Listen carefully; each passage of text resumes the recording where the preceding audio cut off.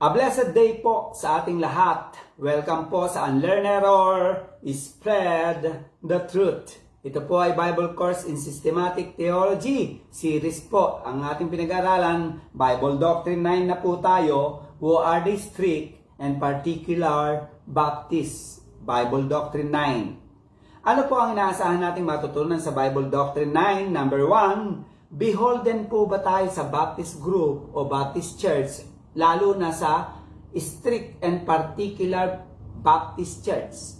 Beholden ho ba tayo sa kanila? Sila po ba ang sinasamba natin at kinikilala natin sa usapin ng truth?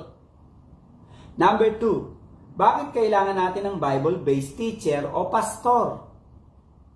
Number 3, sino-sino po ba ang mga kilalang high Calvinist o apostolic teaching ang aral? Number 4, ano ang relevance at summary statement ng Bible Doctrine 9? Aral po tayo. Review po na pag-aralan natin ang Calvinism na iniaaral ni John Calvin at ng mga Calvinists kasama na ang High Calvinist ay malamang nag-ugat at ipinangaral na sa panahon pa ng mga apostol. Ito ay naidala na at naiaral na sa Britain kasama ang England at iba pang bahagi ng Britain. Malamang ang aral ni John Calvin ay nag-ugat sa mga apostoles na nakarating at nangaral sa Britain, England, Ireland, Scotland, Scythians at iba pang lugar.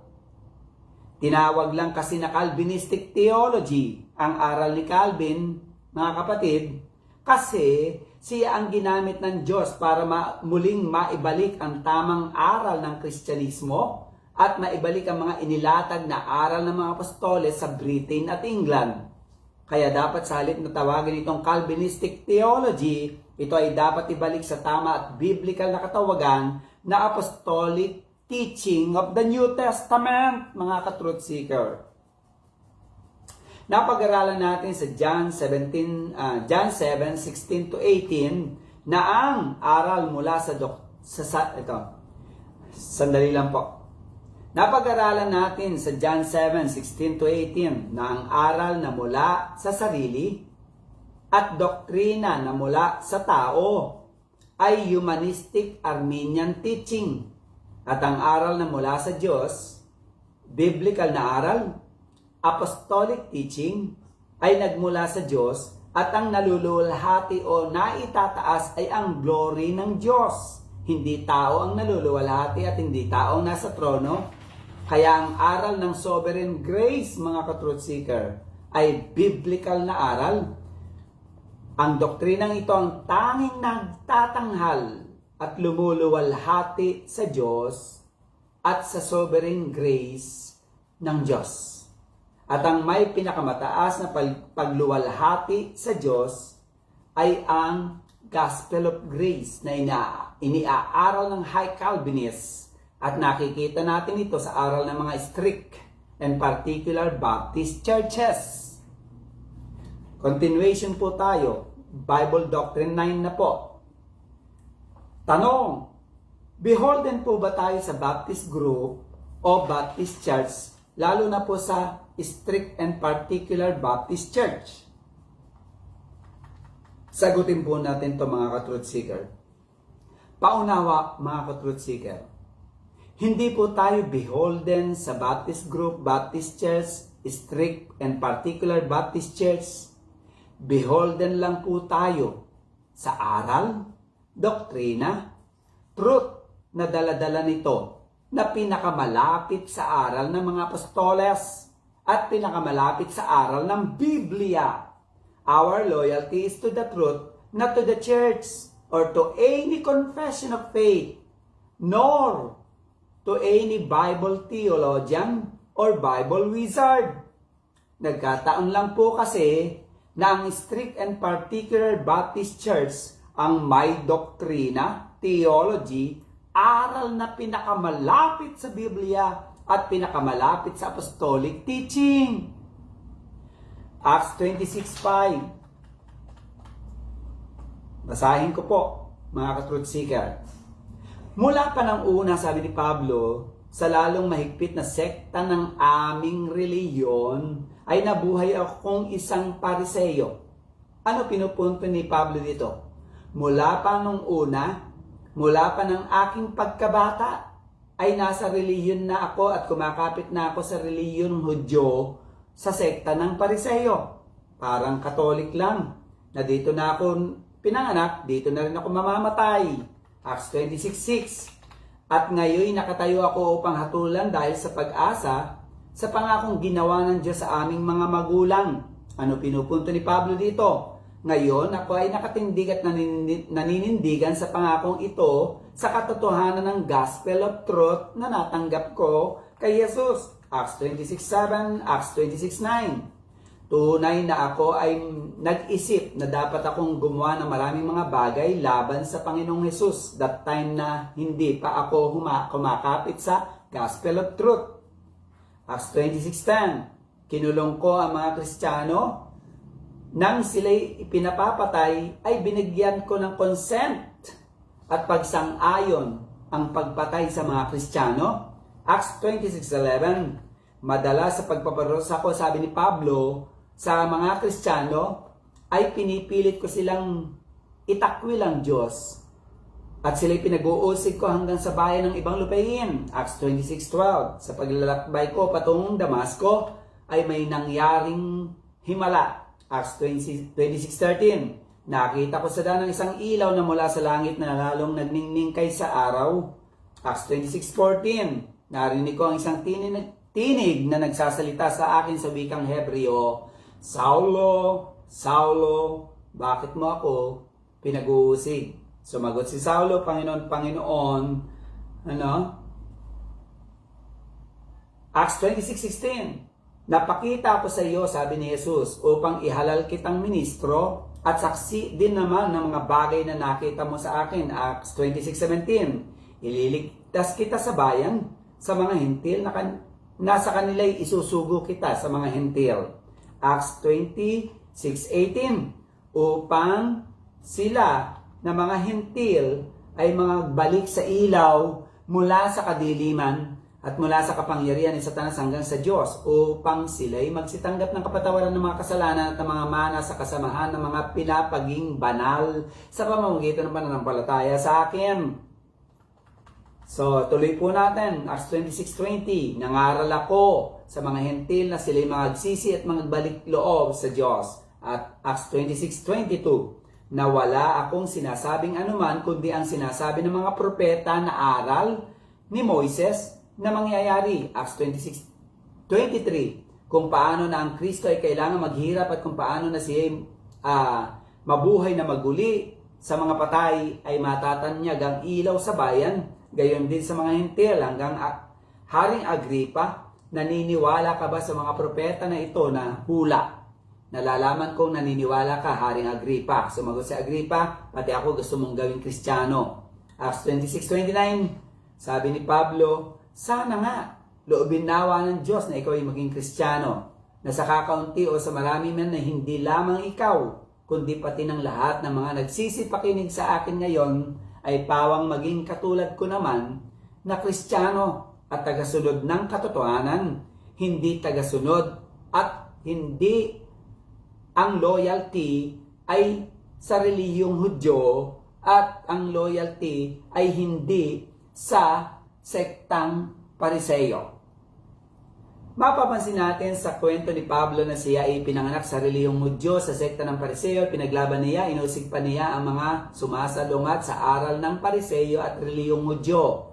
Meaning, pinanghahawakan ni Pablo ang kasabihan na, dito na ako ipinanganak sa reliyong ito, dito na ako mamamatay at papatay.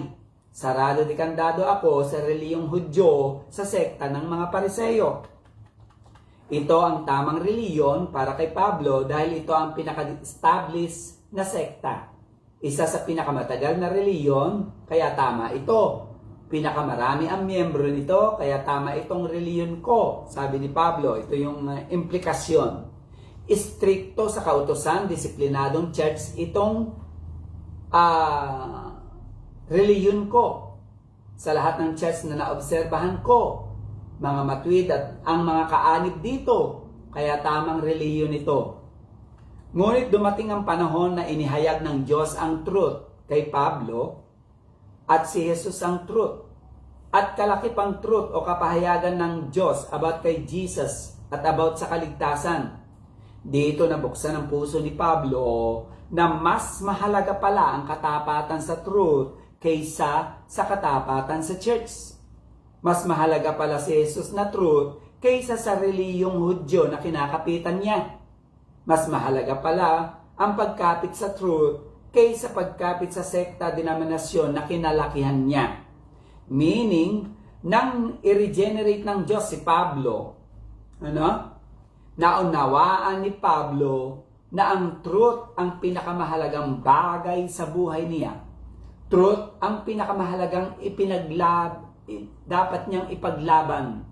Hindi ang church, hindi ang anumang dogma, confession, creed o declaration of faith, at lalong hindi katikisim. Nawa ibigyan tayo ng Diyos ng ganitong puso. Christ the truth is above all things, and the Bible is the final say above man's opinion, above church opinion. Marahil iisipin natin na ang High Calvinist ay nagsimulang nakilala noong early 17th century, mga ka-truth seeker. At marahil iisipin natin napakakaunting bilang lang ng churches mayroon ang particular High Calvinist church. Alam nyo ba mga kapatid, sa panahon ng 20th century ay mahigit kumulang sa 600 strict and High Calvinist Baptist churches ang nangalat sa England. Meaning, 1/3 ng Baptist churches sa England ay mga High Calvinist. Sa malaking bahagi ng London ay mayroon ng 69 chapels. Sa London pa lang yan mga kapatid. At sa kapaligiran ng London ay may 160 chapels pa. Tayo ay nabibilang sa long line of faithful believers na may same na pananampalataya o doktrina at same ang pagkaunawa sa gospel of sovereign grace. Mga ka-truth seeker. Kaya lang, sa panahon natin na hindi na kilala ang High Calvinist o strict and particular Baptist, mas kilala ng tao ngayon ng mga moderate Calvinist na sila Andrew Fuller, na pwede nating tawagin na the father of moderate Calvinist. Siya kasi ang nagpalaganap ng aral na duty faith, pre-offer of the gospel, at 10 commandments as the rule of conduct ng Kristiyano. Si William Carey, na tinawag na father of mission, at si C.H. Charles Spurgeon, na tinawag na the prince of preachers. Mga moderate Calvinist, Reformed Baptist ang mga ito. Yun lang ang mga kilala natin. So, bakit kailangan natin ng Bible-based teacher at pastor? So, bago natin ipakilala sa inyo kung sino-sino mga strict particular Baptist teachers, sagutin po muna natin ang tanong na bakit kailangan natin ng Bible-based teacher at pastor. Number 1, because they are gifts that we would receive. Ephesians 4:11, at pinagkalooban ni Jesus ang iba na maging apostol, propeta, ebanghilista at pastor and teacher. Ephesians 4:12, sa ikasasakdal ng mga banal sa gawaing paglilingkod sa ikakatibay ng katawan ni Kristo. Ano pinupunto natin dyan? Bakit kailangan natin ng Bible-based pastor and teacher?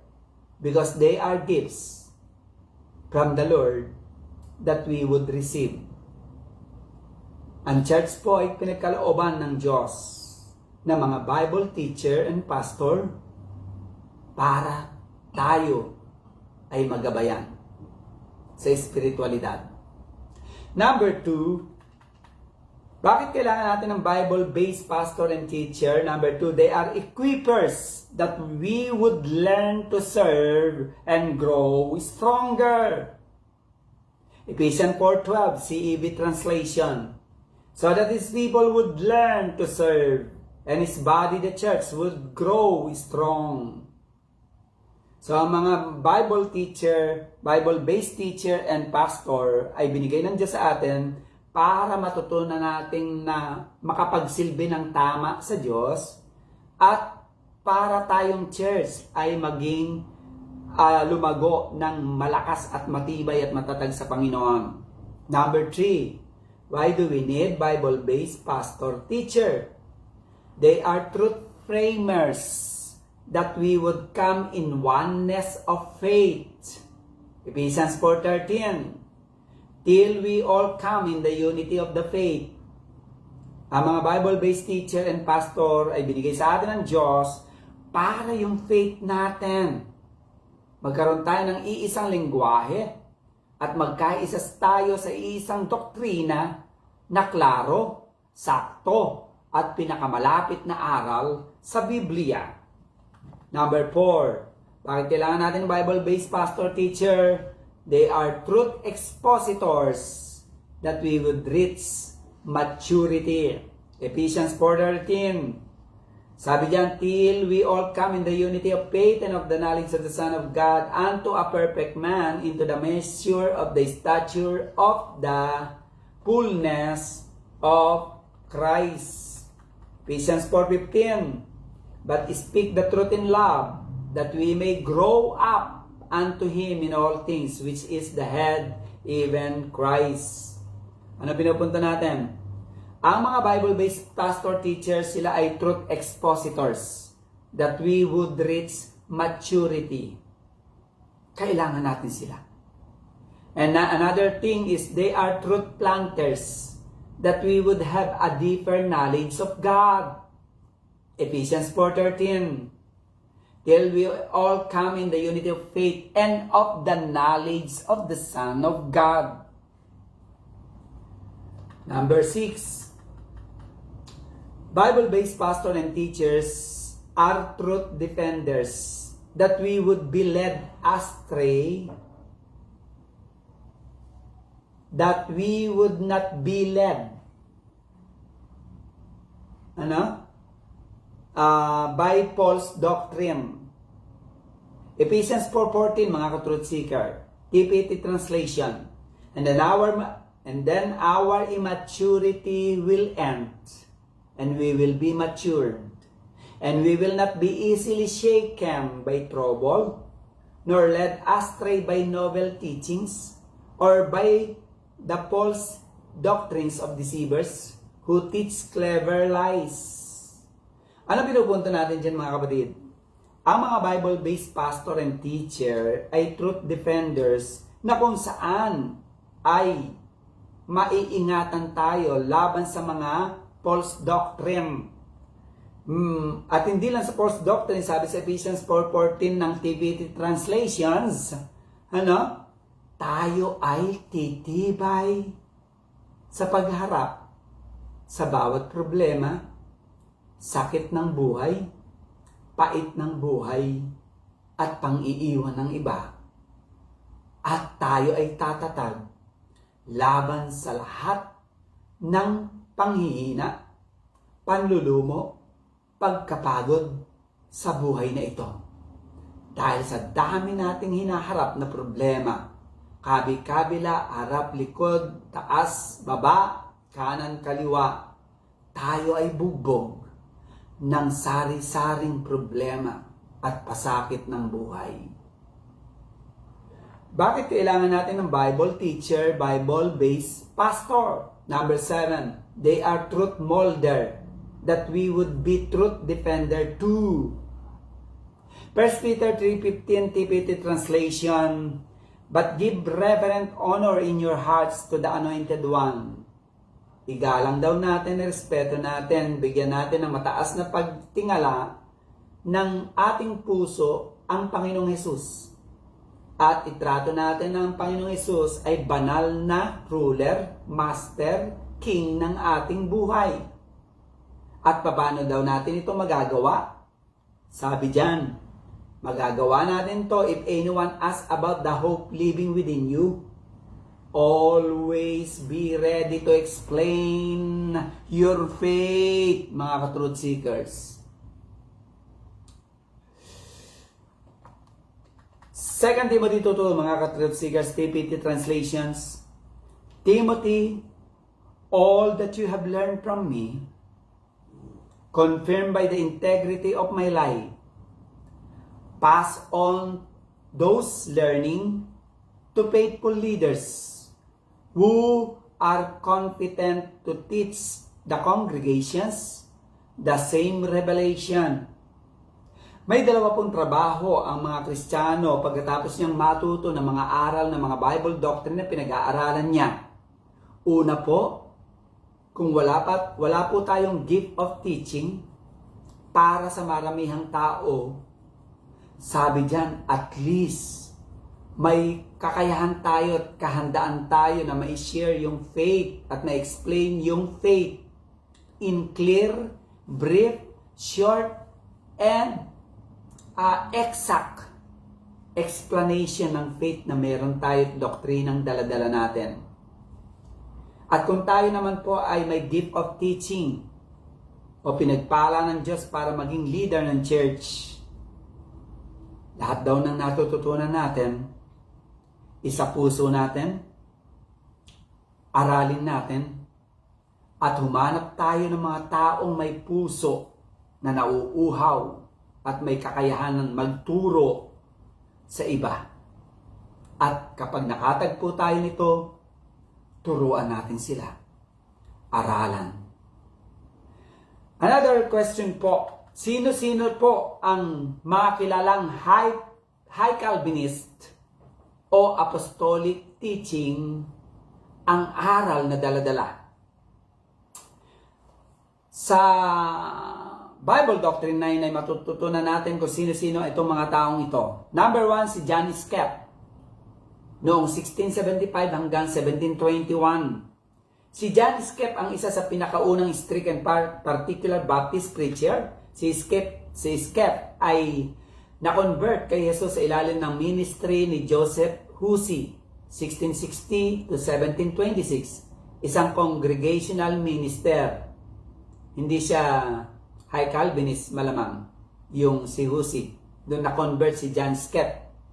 Pero take note, si Hussey ay hindi strict Baptist o hindi Calvinist. Pero dyan na na-convert si John Skep. Sinansala ni Joseph Hussey ang maling aral ng moderate Calvinist na free offer of the gospel. Si Skep ay naging pastor ng Baptist congregation na nagtitipon sa Cripplegate, London. England din yan, Britain. Napakalaki na impluwensya ni Skep sa buhay at ministeryo ni John Gill. 1697-1771, siya ang nag-ordain kay John Gill at pagkatapos mamatay ni Skep ay nakuha at ginamit ni John Gill ang mga librong isinulat ni Skep, lalo na sa libro ng Hebrew language. Number 2 na tao na dapat nating makilala, si Hansard Knollys na Bible teacher, pastor. 1599-1691.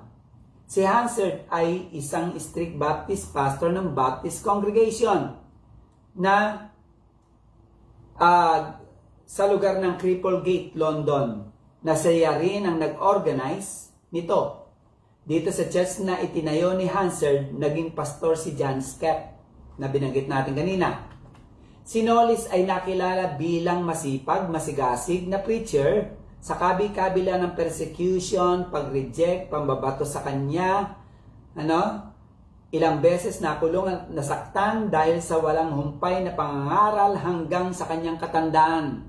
Si Knollys ay church planter, maimpluwensyadong church leader sa panahon niya. Isa siya sa founding fathers ng English Particular Baptist Theology. Noong 1641 ay nagbukas si Knollys ng schools at nagsimulang mangaral sa iba't ibang lugar at nag-gather ng mga Baptist congregation. Isa siya sa pumirma sa 1646 at 1689 ng London Confession of Faith.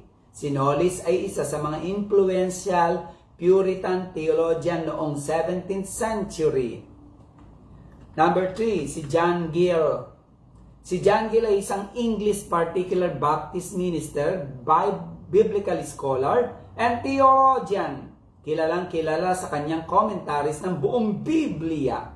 at sa kanyang pakikipaglaban para sa katotohanan ng Calvinistic theology o mas akmang ibalik sa katawagan ng apostolic teaching. Isa rin siya sa kinikilala na most influential Baptist theologians noong 18th century. Ipinanganak si John Gill noong November 23, 1697. Siya ay anak ni Edward at Elizabeth Gill na mga debotong nonconformist. Sa kanyang pagkabata, siya ay nag-aral sa Kettering Grammar School na kung saan siya ay nag-excelled sa language at na-mastered niya ang Latin Classic. Ngunit ang kanyang formal schooling ay nahinto sa edad na 11 pagkatapos na maaral niya ang Hebrew at theology. Sa kanyang pag-aaral ng sarilinan ay na-master niya ang Hebrew at Greek language. Sa edad na 21 noong 1718, si John Gill ay nagsimula ng mangaral at tinulungan niya si John Davis na intern preacher noon sa Higham Ferrers sa edad na 22. Sa edad na 22 noong 1719 ay naging pastor na siya ng Strict Baptist Church sa Goatyard Chapel, Horsley Down, Southwark, London, na kung saan ay pinagpastoran niya ito ng 50 years at kung saan naging pastor si Charles Spurgeon pagkamatay ni John Gill.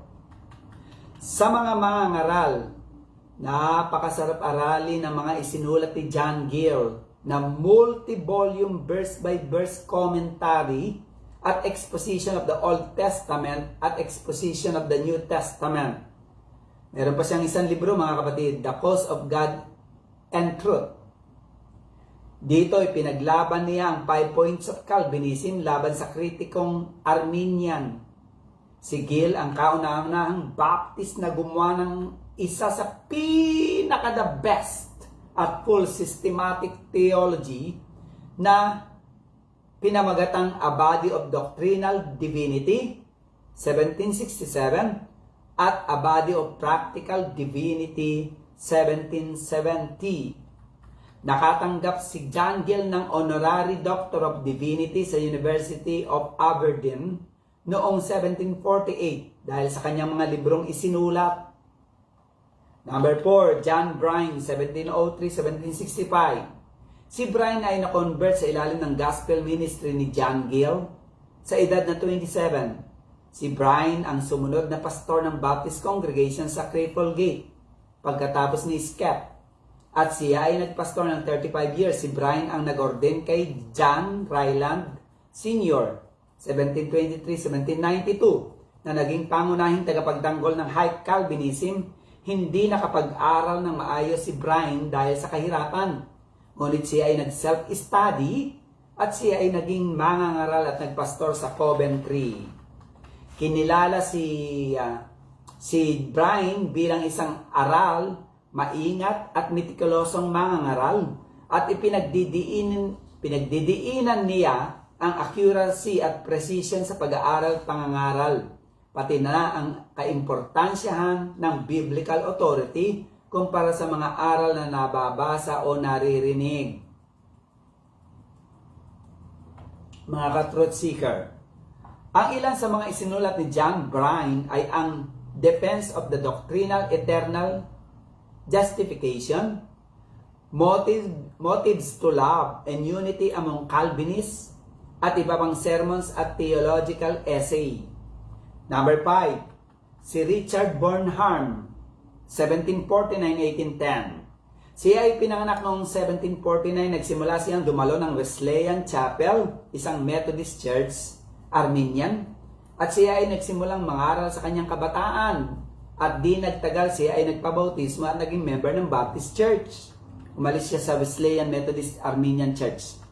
Naging pastor siya ng Strict Baptist Church, Ebenezer Chapel sa Grafton Street, Soho, noong 1795. At siya ay kinilala na excellent preacher.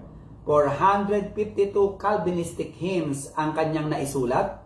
Nakapagsulat rin siya ng libro na The Triumphs of Free Grace, 1787. Pagkamatay niya, ang pumalit na pastor ay si John Stevens.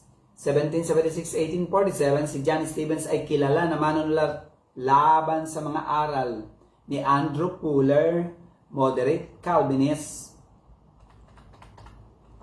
And another thing po, Samuel Collins, 1799-1881, siya ay na-convert sa ilalim ng ministeryo ni John Stevens, isang strict Baptist preacher. Siya ay naging pastor sa edad na 27. Noong 1826, naging mabunga ang kanyang pangministeryo. Mahigit kumulang na 400 katao ang nagpabautismo sa kanya at 8 tao ang kanyang hinubog para sa pangangaral. At nangaral sila sa 10 kanayunan. Nagtatag rin siya ng magazine na tinatawag na The Gospel Herald. Number 7, William Gadsby, 1773-1844. Siya ay pinanganak noong January 1773 sa Attleboro, Warwickshire, sa mahirap na pamilya. Siya ay panandalian lamang nag-aral sa Nuneaton Church School. Malamang dahil sa kakapusan ng pera. At siya ay nagtrabaho bilang ribbon weaver o mananahi ng ribbon sa edad na 13. Siya ay na-convert kay Jesus sa edad na 17. Naging member siya ng Baptist Church sa edad na 20. Noong 1793, sa edad na 25, siya ay nagsimula ng mangaral. 1798, siya ay naging pastor ng Strict Particular Baptist Church sa Black Lane Chapel, Manchester. Nagsilbi rin siyang evangelist at naglakbay ng mahigit 60,000 miles, nangaral ng higit sa 12,000 sermons, tumulong sa pag-oorganisa ng 40 churches. Siya ay church planter at siya ay may malalim na pagkainteresado sa Sunday School. At noong 1835, ipinasimulan niya ang The Gospel Standard Magazine. Number 8, John Warburton, 1776-1857. Siya ay na-convert kay Jesus sa edad na 20 sa ilalim ng isang congregational pastor. Siya ay mananahi sa Lancashire. Pagkatapos ng 8 years, siya ay binautismo ni William Gadsby. Naging pastor siya ng Zion Strict Baptist Church sa Townbridge, kung saan nagpastor siya sa loob ng 42 years. Siya ay nakilala na isang matagumpay na minister at kilala siya sa autobiographical writings. Nag-akda rin siya ng libro na The Mercies of a Covenant God, isang Christian classic na nagdedetalye ng kanyang buhay at pananampalataya. Ang mga sermon ay katulad ng God's Great Gift and Sure Token ay nanatiling malaking impluensya sa karamihan ng Baptist. Number 9, John Kershaw, 1792-1870. Sa kanyang kabataan pa lang ay nakaranas na ng pagkabalisa o conviction sa usapin ng kasalanan at siya ay nakaranas ng spiritual awakening at na-convert kay Jesus. Siya ay close friend at close na kasamahan ni William Gadsby sa paglilingkod. Siya ay naging pastor ng Strict Baptist Church sa Hope Chapel, Rochdale, na kung saan siya ay nagpastor ng 53 years. Ang kanyang mga sulat ay gawa pati mga sermon niya ay nanatiling malaking impluensya sa particular Baptist. Number 10, George Wright, 1789-1873. Siya ay pinanganak noong May 19, 1789 sa Framlingham, Suffolk.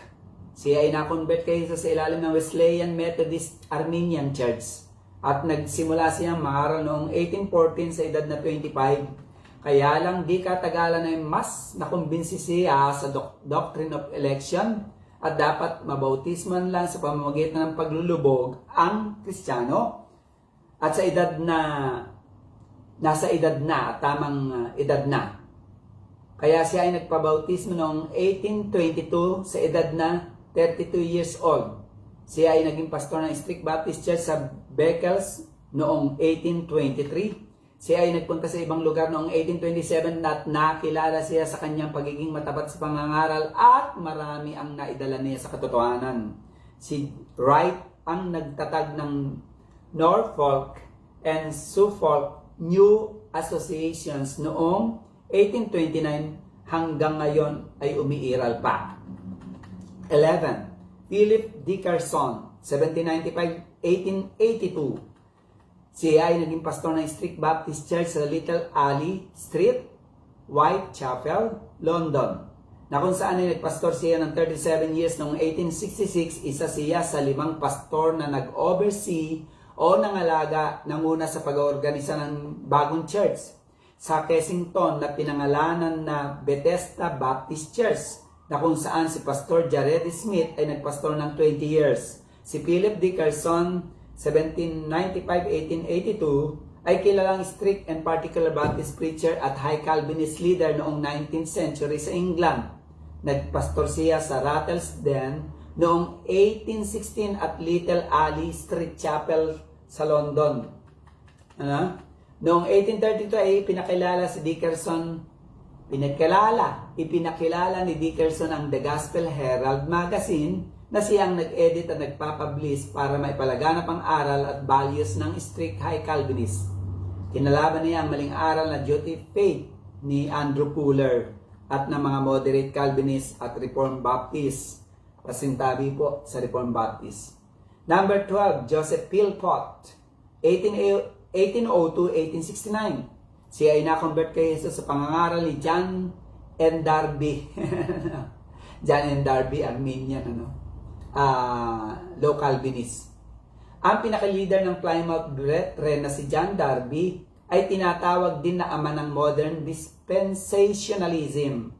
Pagkatapos ni ma-convert ni Philpott sa ilalim ni John N.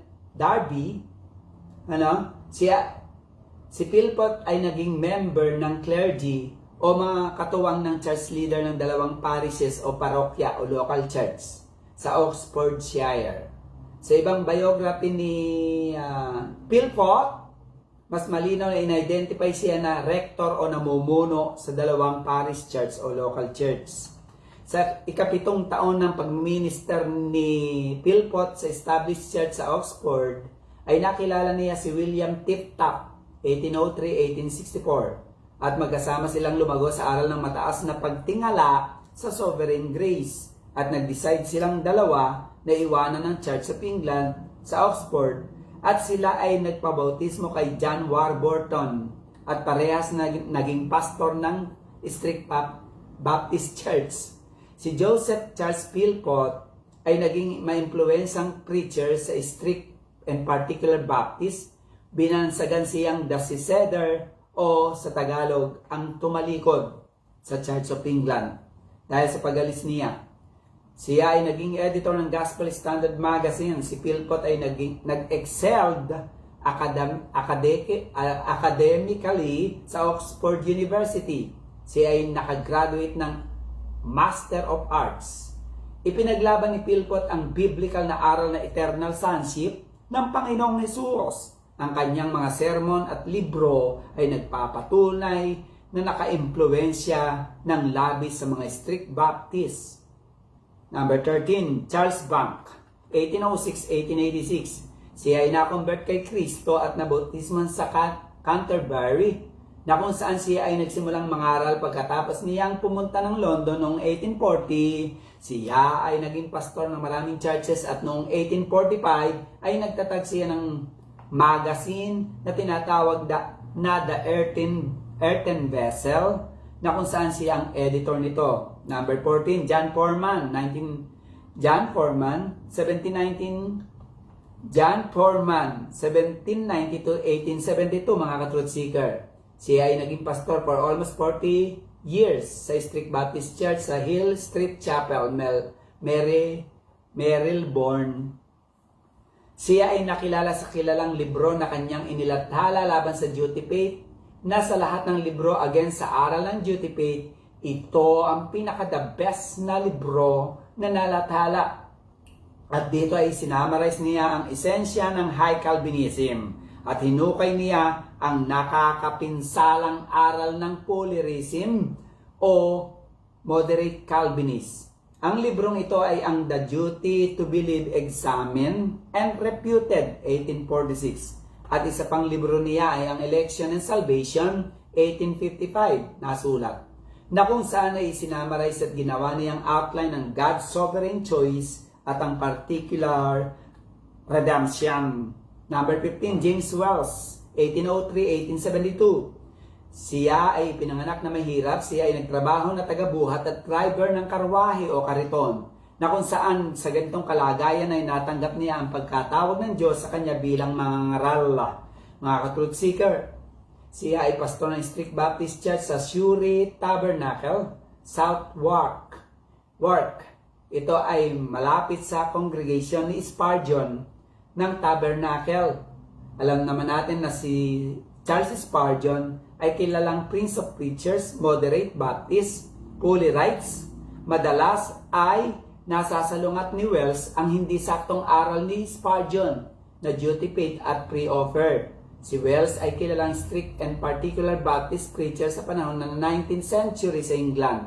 Over 1,500 ang nakikinig na mga aral niya. 1,500, ang dami, High Calvinism preaching ni Wells.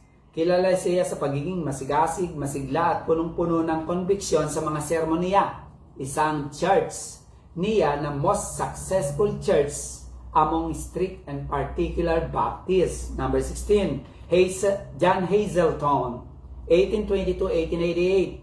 Siya ay naging pastor ng Strict Baptist Church sa Chaldwell Street, London for 35 years. Noong 1866, isa siya sa nag-organize ng Bethesda Baptist Church.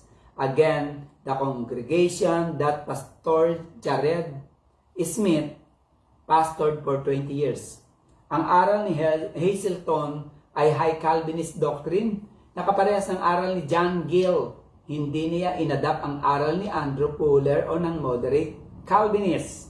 Ang kanyang sermon ay kinumpile ito into 5-volume set.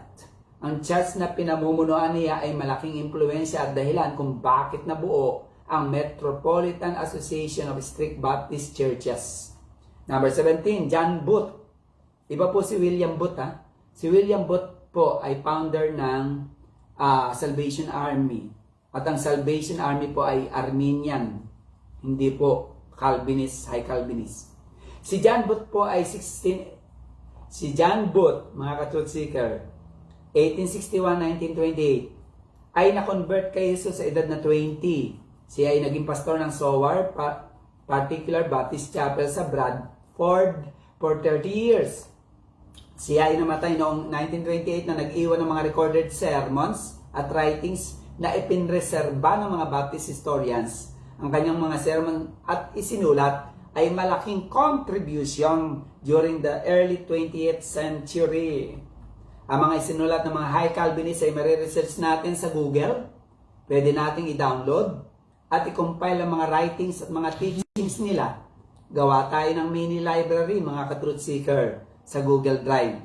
At dahil hindi nagkakasya lahat ng files natin at hindi magkakasya, siguro mga 3 to 5 Gmail accounts ay magkakasya na ang lahat ng teaching files ng High Calvinist, Strict and Particular Baptists. Relevance po ng Bible Doctrine 9. Sarap pong mag-aral, mga ka-truth seeker. Ano ang relevance ng Bible Doctrine 9? Sa mga sheep ni Lord, lalo na sa mga kabataan na nakikinig, I encourage you to serve God in your youth. Katulad ng mga nabanggit natin ng mga High Calvinists na sa gitna ng kanilang kabataan at kahirapan, hindi naging hadlang ang mga ito para sila ay hindi maglingkod sa Diyos. Bagkus naging manhid sila sa kahirapan at hardship ng buhay, sila ay walang pakundangan na naglingkod sa Diyos hanggang sa huling hininga ng buhay nila. Wala silang inaksayang panahon sa buhay nila, sa halip na sila ay magsaya, magliwaliw, mag-relax, maggala, mag-enjoy sa mundo, ay mas inialay nila ang kanilang time, talent at treasure sa Diyos na lumalang sa kanila. They do not pursue their self-dream, self-plan, self-gratification, self-satisfaction, self-happiness, self-pleasure, self-ambition, self-legacy, and selfishness. Sa halip ay mas pinahalagan ng mga Bible teacher na ito ang godly dream at God's will sa buhay nila. May the Lord give us the heart to pursue godliness rather than worldliness. Number 2, relevance ng Bible Doctrine 9. Sa mga regenerated adult and matured sheep na, I encourage you na hindi pa ang huli lahat. Huwag kayong palaging madaling ma-offend. Let us focus on what is godly, what is God's will. Let us not focus on one another dahil tayo ay may kanya-kanyang lapses, may kanya-kanyang ugali. The Bible is teaching us to focus on the Lord and on the truth so that we can still pursue godly and spiritual things despite all negativity that we encountered in the church and that we encountered in ourselves and that we encountered surrounding this world. Number 3, anong relevance ito, mga kapatid ko? To grow stronger in faith and to mature in the Lord, to defend our faith and to be the agent of truth, we should learn to choose the Bible teacher with biblical, sound, and healthy teaching. Love listening and delight in learning with the wisdom they share, with the wisdom we shared, or with the wisdom they shared with us. Summary statement po ng ating pinag-aralan ng Bible Doctrine 9. Learn from the summary statement po ng Bible Doctrine 9. Learn from apostolic teaching.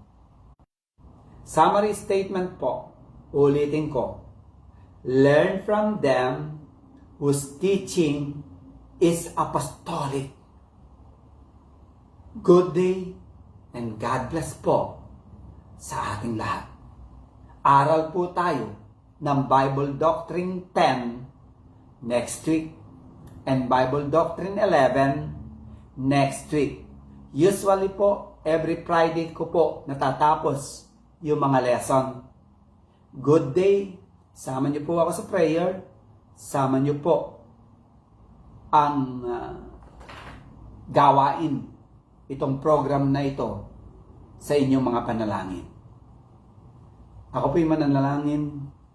Lord God Almighty, bless us, our family, that we may grow stronger in faith, and that we may share the truth to others as well. Bless us, Lord, in Jesus' name. Amen and amen. Good day and God bless po sa ating lahat.